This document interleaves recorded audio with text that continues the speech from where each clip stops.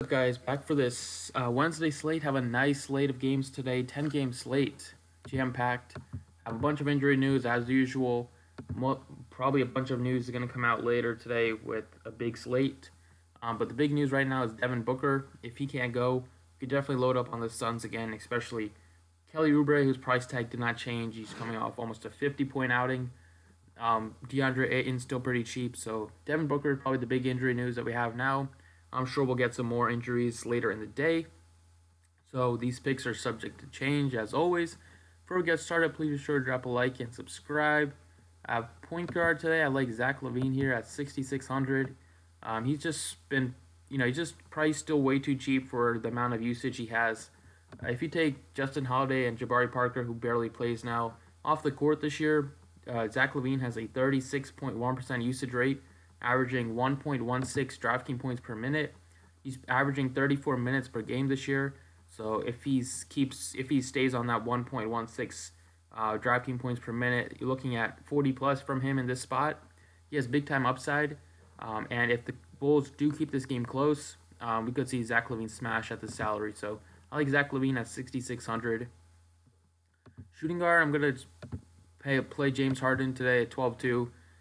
He's coming off a pretty good game against Denver. Not a great game. He had a terrible first half except for the last 2 minutes.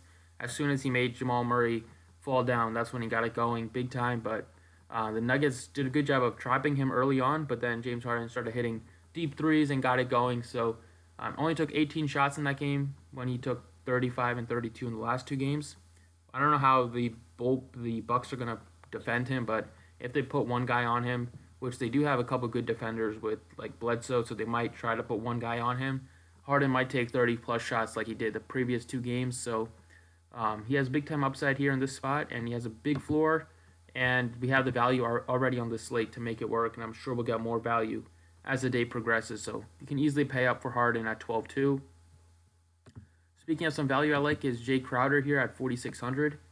So the Jazz are banged up big time. No Ricky Rubio, no Dante Exum, no Cephalosha.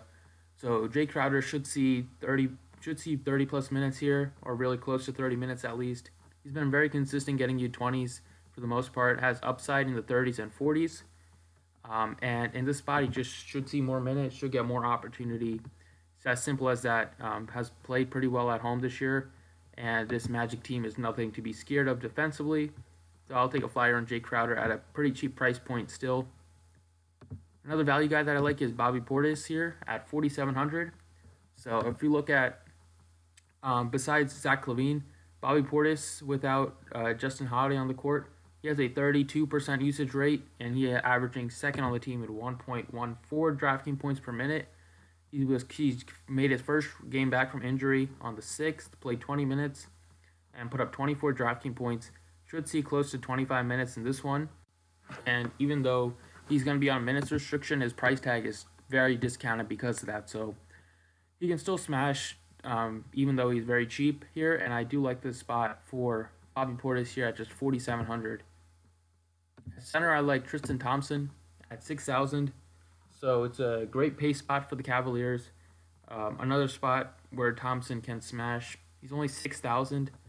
Before he got hurt, he was well over 7,000, so we're still seeing a nice price discount on him.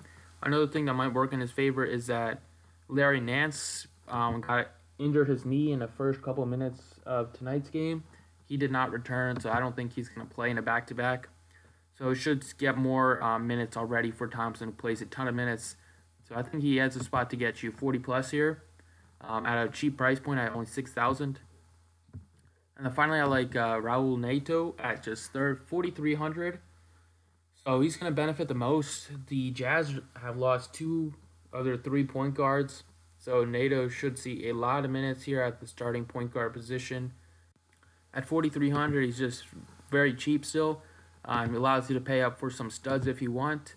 Not the greatest player, but if he's going to see 30 minutes like he did last game, you can easily pay off his salary at this price. So I like Neto as a cheap filler. So that's what I like for this slate. Thanks for watching. Appreciate it, and good luck today.